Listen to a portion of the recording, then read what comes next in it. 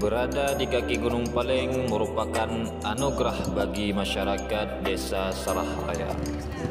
Salah satunya bagi peternak sapi dan peternak kerbau di Desa Sarahraya, Kecamatan Pasiraya, Kabupaten Aceh Jaya.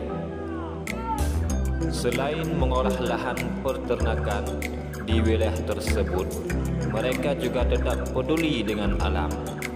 Bukan hanya sekedar kata-kata, namun mereka tunjukkan aksi nyata, yaitu dengan membuka tempat wisata dan penanaman pohon-pohon. Oke teman-teman semuanya, seperti yang kita lihat saat ini, belakang kita ada lahan yang lumayan luas yang sudah dibersihkan.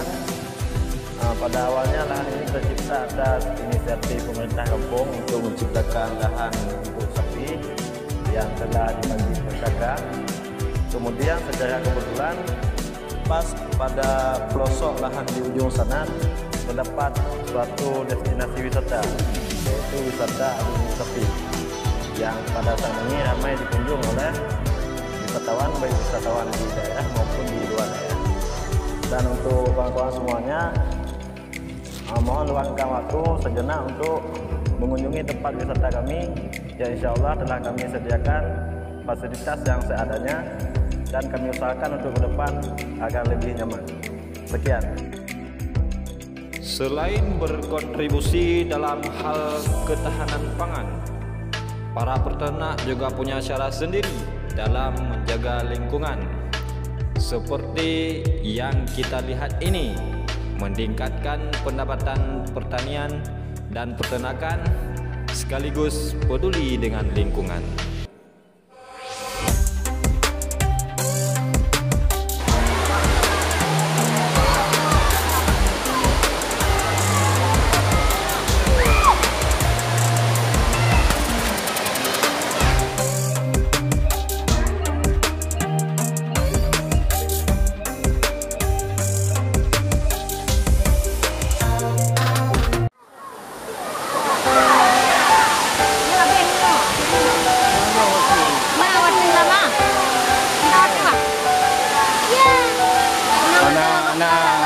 Rayo deh, punya Rayo.